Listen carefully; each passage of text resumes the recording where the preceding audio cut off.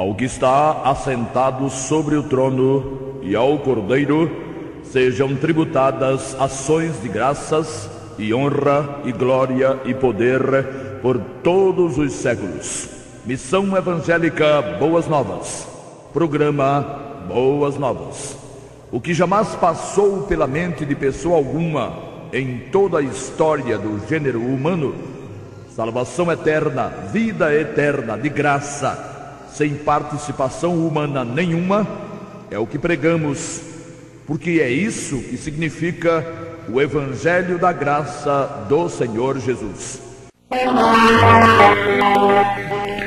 Já disse alguém, e nós também, que o engano repetido muitas vezes por muitos ganha ares de verdade.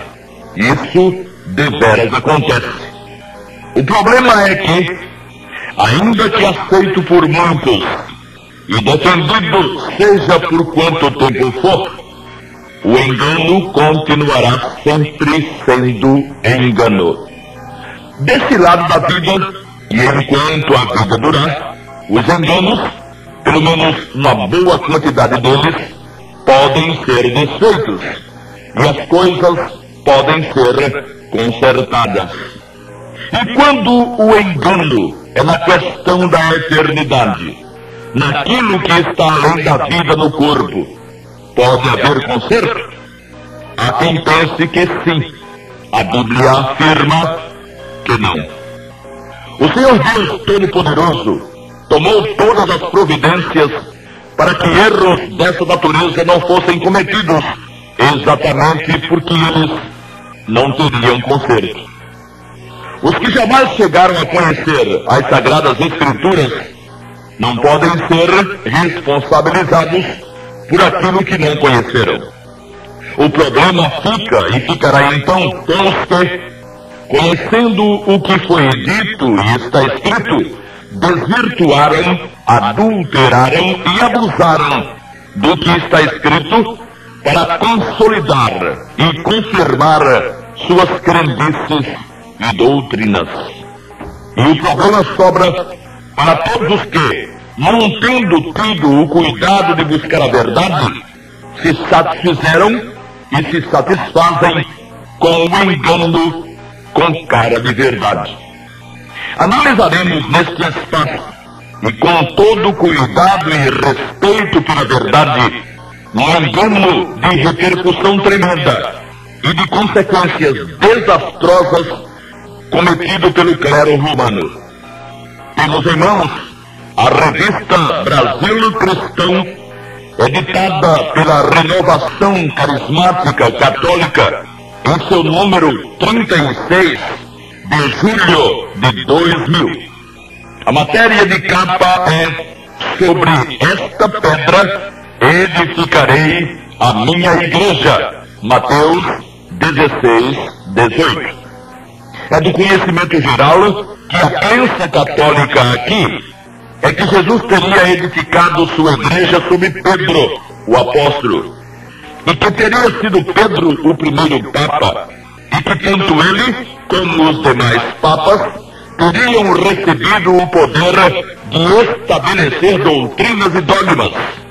Daí as bulas e as encíclicas papais, que para os católicos sempre tiveram força de lei. Milhões de pessoas já passaram por este mundo e por esta vida crendo piamente nisso, e morreram descansando nessa suposta verdade. Uma verdadeira tragédia. Creram muitos no que muitos criam, uns e outros enganados, supondo que quem os ensinava o certo. Todavia, quem os ensinava, ainda que desconfiasse daquilo que ensinava, não tinha coragem suficiente para encarar e para desconfiar de organização tão poderosa quanto o clero romano. E nessa brincadeira, lá se vão quase 2000 anos de engano e de gente enganada, abarrotando o Hades, a mansão dos mortos.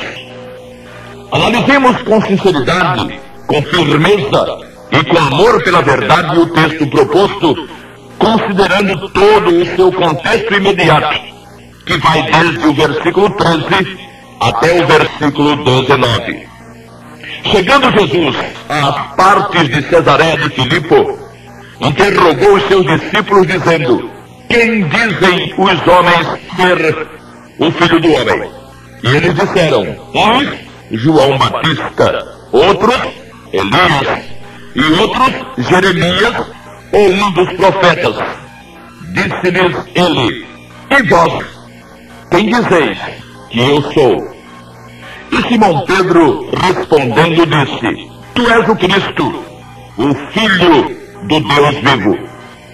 Então Jesus lhe disse: bem-aventurado és tu, Simão Barjonas, porque tu não revelou a carne e o sangue, mas meu Pai, que está nos céus. Pois também eu te digo que tu és Pedro, e sobre esta pedra edificarei a minha igreja, e as portas do Hades não prevalecerão contra ela. E eu te darei as chaves do reino dos céus.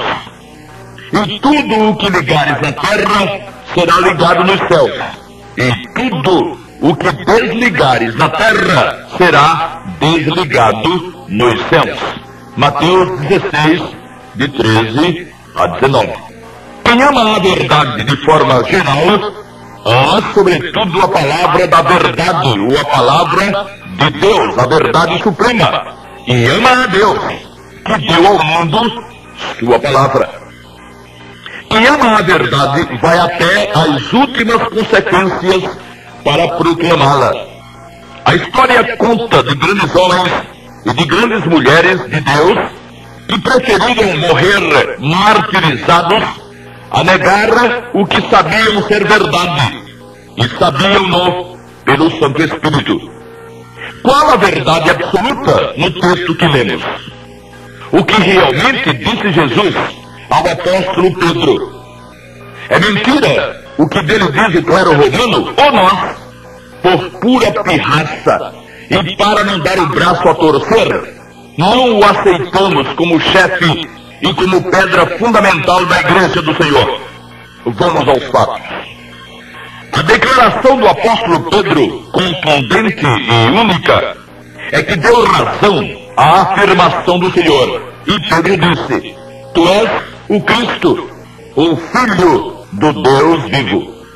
O nome de Pedro, até o encontro com o Senhor Jesus, quando passou a ser apóstolo seu, era Simão. Conforme a narrativa de João 1:42, Jesus o denominou, ao tomá-lo como apóstolo, de Kefas, que é rocha em aramaico, e cujo correspondente grego é Petros. O destemor e a ousadia de Simão agradavam ao Senhor e garantiam-lhe o cognome de rocha. Nesse caso, seria Pedro o fundamento de alguma igreja, por ter realmente o seu nome o significado de pedra? De forma alguma. Se fosse intenção do Senhor Jesus afirmar ser Pedro a pedra sobre a qual ele, Jesus, edificaria a igreja, teria o Senhor usado a expressão: sobre ti edificarei a minha igreja, e não sobre esta pedra. Quando o Senhor chamou no texto Simão de Pedro, usou, repetimos, o termo correspondente ao grego Petros, que, como já vimos, significa rocha, isso rochoso. Porém, não disse que edificaria a igreja sobre Petros, mas sobre Petra, que mesmo sendo da mesma raiz, tem no texto significado diferente. De Pedro, Petros, saiu a pedra, Petra, sobre a qual o Senhor edificou a sua igreja, ou seja, a declaração feita pelo apóstolo: tu és o Cristo, o Filho do Deus vivo. E assim mesmo, a pedra, Petra, que serviu de base para a fundação da igreja, não teve origem em Pedro, mas em Deus, que a deu a Pedro. Disse Jesus: meu Pai é que te revelou. A própria simplicidade do apóstolo e sua pequena compreensão da imensa penetração do Evangelho tenha o Senhor feito dele o fundamento da igreja verdadeira. Da mesma forma como fora canal para Deus, no episódio que estamos comentando, logo depois, foi Pedro canal para Satanás, quando o apóstolo inventou de repreender o Senhor Jesus, que dizia ter que ir a Jerusalém, padecer, ser morto e ressuscitar. Pedro então ouviu: é atrás de mim, Satanás, que me serves de escândalo, porque não compreendes as coisas que são de Deus, mas só as que são dos homens. Mateus 16, de 21 a 23. Como haveria de ter fundamento tão fraco a igreja, que tão forte seria que as portas do Hades, morada dos mortos, não prevaleceriam contra ela? Não sobre Pedro, repetimos, mas sobre sua afirmação, uma verdadeira pedrada, é que a igreja foi edificada. Tu és o Cristo, o Filho de Deus vivo.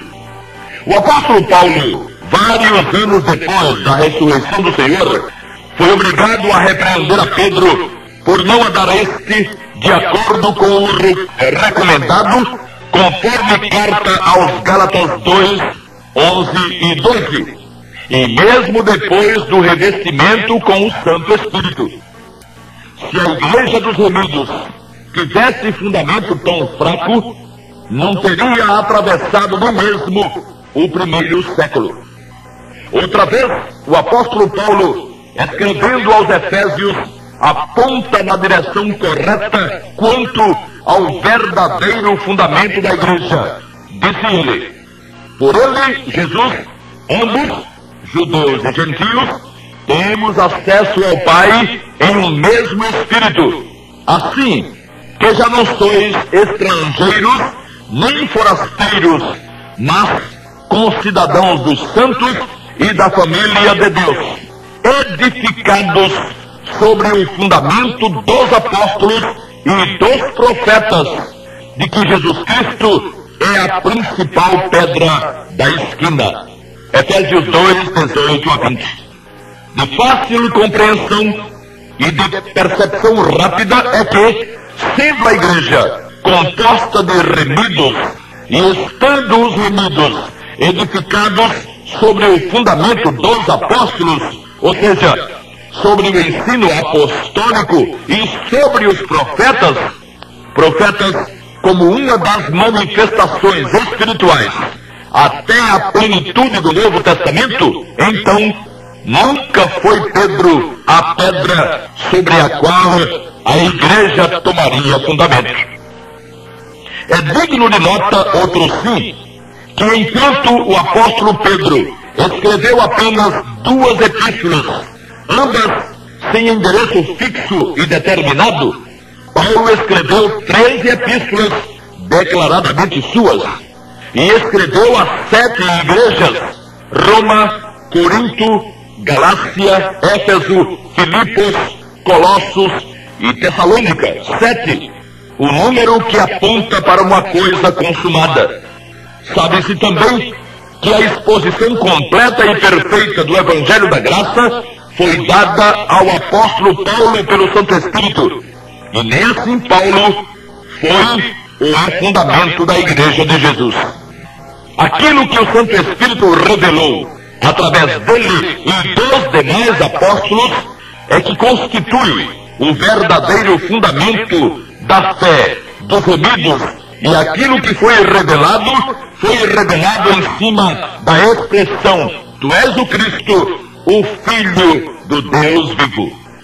A igreja foi edificada sobre a afirmação feita por Pedro, quer dizer, a pedra extraída da pedra maior.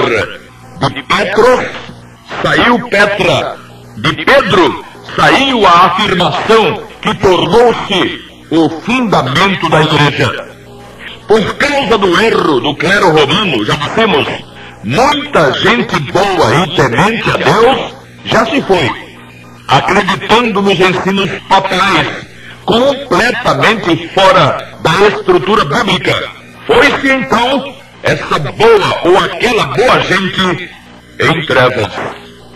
De onde vieram as velas, os sufrágios, o purgatório, o limbo? De onde? Senão dos ensinos extraídos das bulas e das encíclicas papais. E com que autoridade foram tais coisas escritas? Segundo eles, do fato de serem os papas sucessores de Pedro, com atributos que o apóstolo jamais teve. E aí está a enxurrada de dogmas, levando milhões de pessoas, excelentes pessoas, tementes a Deus e tudo mais, na inundação das invencionices e das crendices, à margem, sempre à margem das sagradas escrituras. E perceba-se, como já dissemos, que Pedro nem sequer foi usado pelo Santo Espírito para trazer para os homens as revelações mais profundas e mais extraordinárias. Essa tarefa foi atribuída ao apóstolo Paulo. Por que se importar com isso? Perguntará alguém. Porque a eternidade é coisa muito séria. Ninguém vai poder chegar do outro lado com alegações ou com desculpas de que errou, porque seguiu a maioria e achou que não era possível que tanta gente junta estivesse errada. Nesse caso, não vai valer o ditado popular que sugere que desgraça de muitos consolo é, porque não haverá consolo nenhum. Lá, do outro lado, cada um será cada um, e cada um dará contas de si mesmo a Deus. Só não os remidos, que já deram conta de si mesmos a Deus quando invocaram o nome precioso do Senhor Jesus como seu Salvador pessoal, único e todo suficiente. Aliás, os remidos não terão que passar por nenhum juízo, aliás, para que seja decidido se eles merecem ou não viverem na luz. Sobre eles é dito: nenhuma condenação há para os que estão em Cristo Jesus, que não andam seguindo a carne, mas seguindo o Espírito. Eles são todos eles filhos da luz, perfeitos no Senhor e já definitivamente perdoados e justificados. E isso jamais foi ensinado por qualquer papa, mas está escrito no Novo Testamento, conforme Romanos 5:1, 8:1, Efésios 5:8 e Colossenses 2:10. A revista Brasil Cristão, inicialmente citada, editada pela Renovação Carismática Católica, número mencionado 36, de julho passado, ou de julho de 2000, a página 24 afirma: Jesus constituiu o primeiro Papa como uma rocha firme que sustentaria os fundamentos e os alicerces da igreja.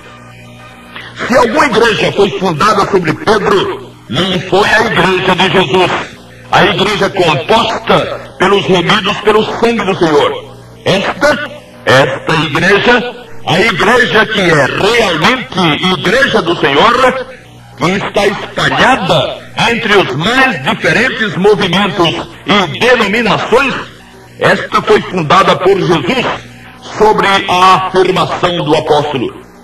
Pedro de si mesmo se disse presbítero e se colocou em igualdade de condições com todos os que fossem igualmente presbíteros ou anciãos. Escrevendo sua primeira carta, assim se expressou: aos presbíteros que estão entre vós, admoesto eu, que sou também presbítero com eles e testemunha das aflições de Cristo e participante da glória que se há de revelar. 1 de Pedro 5:1. Apóstolo e presbítero. O Novo Testamento indica, testifica e ratifica a existência de presbíteros para todos os períodos da igreja, desde Éfeso, a igreja do primeiro século, até Laodiceia, a igreja atual. Mas nas cartas às 7 igrejas ditadas por Jesus ao apóstolo João, no livro de Apocalipse, capítulos 2 e 3, não são mencionados apóstolos senão na primeira, exatamente a de Éfeso, que prolongou-se até o ano 100 ou pouco mais que isso. Ali são mencionados os que se diziam apóstolos e não o eram, em confronto com aqueles que realmente eram apóstolos do Senhor. Sabe-se que o último apóstolo, o apóstolo João, morreu em torno do ano 100. E desde então não tem aparecido falsos apóstolos. Existem uns por aí brincando de apóstolos, mas nesses ninguém presta atenção. Se o ministério apostólico tivesse continuado após o primeiro século da igreja, o Senhor teria mencionado certamente tais apóstolos, pois seriam eles seguramente mais importantes que presbíteros e mestres existentes até hoje. O grande drama dos que seguem os ensinos do clero romano é que defrontar-se-ão, no final de tudo, com uma verdade totalmente diferente daquela que eles entenderam e aceitaram como verdade, e serão envergonhados e decepcionados, sem mais ter quem os valha ou socorra.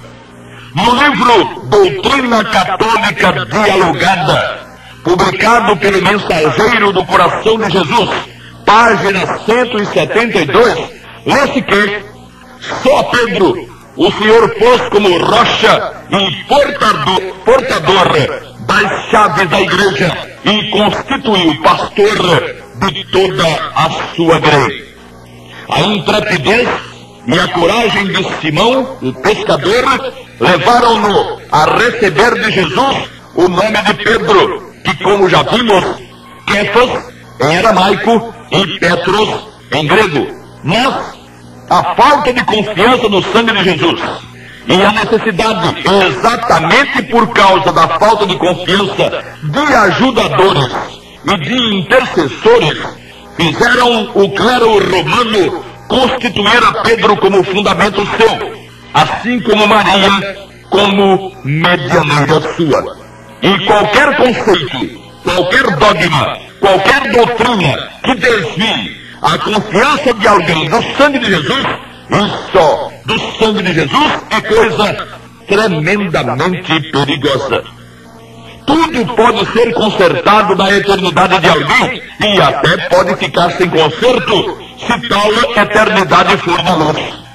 Muitos remidos, por exemplo, no bema, quando serão avaliados seus feitos no corpo, usando o nome do Senhor e sua palavra, nada terão, pois o fogo do juízo do olhar do Senhor Jesus destruirá o que tiver sido produzido com madeira, palha e feno, de acordo com 1 Coríntios 3, de 12 a 15.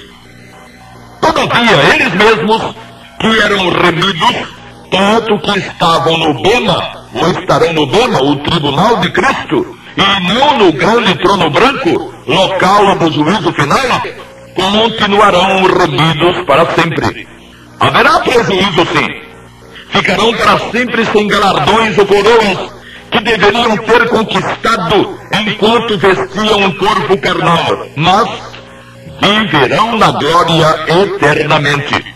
No entanto, sem a invocação do nome do Senhor Jesus, sem constituí-lo como Salvador pessoal, invocando-o nessa condição, não haverá eternidade de luz e de glória para ninguém, e nem haverá conserto.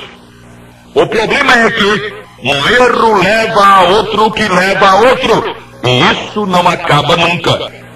ao constituir Pedro como fundamento e Maria como medianeira, o clero romano, percebendo-o ou não, destituiu Jesus das funções primárias de sua encarnação. O Verbo eterno, Deus juntamente com o Pai, não veio a este mundo a passeio. Sua encarnação, sua vida e sua morte foram imprescindíveis para que houvesse a redenção de seres humanos. É claro que ele se valeu de pessoas, como Maria e Pedro, para fazer sua obra possível.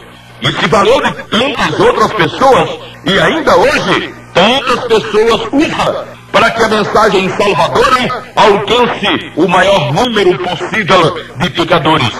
Mas quanto ao plano salvador, quanto ao estabelecimento da igreja, Deus não aceitaria um concurso de ninguém, senão do próprio Filho, já que, quanto aos homens, mesmo quanto a Pedro e a Maria, todos pecaram e foram destituídos da glória de Deus. Romanos 3, 23.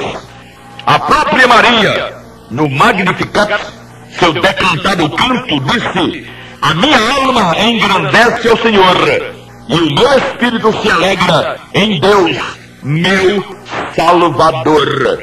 Lucas 1, 46 e 47. Ninguém precisa de um Salvador se não estiver em perigo. E o perigo, no caso de Maria, era o perigo da perdição, pois ela não se referiu ao Senhor como sendo seu Salvador de morrer afogada, por exemplo. Ela tinha consciência de sua condição de pecadora. De Pedro, nem é preciso que se fale muito.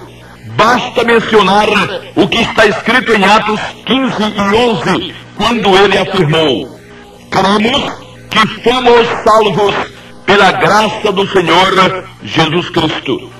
De igual forma, Pedro não falava senão da salvação eterna, que foi o objeto da obra do Senhor Jesus. Milhões de pessoas, vamos insistir nisso, milhões de pessoas já passaram por esta vida e outros milhões estão passando. Aquelas acreditaram e essas estão acreditando que alguém vai terminar dando um jeitinho na situação do outro lado. Quem inventou a história de ser Pedro o fundamento da igreja, também inventou a história do purgatório, das velas, das rezas pelos mortos, da intercessão de Maria e dos santos e tudo mais. E estão todos lá, crendo nisso. Só se darão conta de que creram errado quando já for tarde demais. E aí vão esperar por uma misericórdia que já não será possível. No próximo programa concluiremos nossa abordagem analisando o versículo 19 de Mateus 16, ou seja, eu te darei as chaves do reino dos céus, e tudo o que ligares na terra será ligado nos céus, e tudo o que desligares da terra será desligado nos céus. Palavras de Jesus a Pedro. Amigo ouvinte, não precisamos de nada seu. Então, o que lhe dizemos não tem qualquer conotação dúbia e nem segunda intenção. Dizemos-lo por ser de extrema importância e por ser a mais pura e cristalina verdade. Sem a invocação do nome do Senhor Jesus, ninguém verá a luz do Altíssimo. E enquanto homem, enquanto a mulher, enquanto o ser humano não tiver a luz de Deus, não só que só lhe será possível, aliás, através do sangue de Jesus, terá Deus como inimigo. Esse é um pensamento terrível, sem dúvida que é. Ter Deus como inimigo é o que de pior poderia e pode acontecer a uma pessoa. Já pensou nessa possibilidade? Pois ela é real em sua vida, se você ainda não invocou o nome de Jesus como seu Salvador pessoal.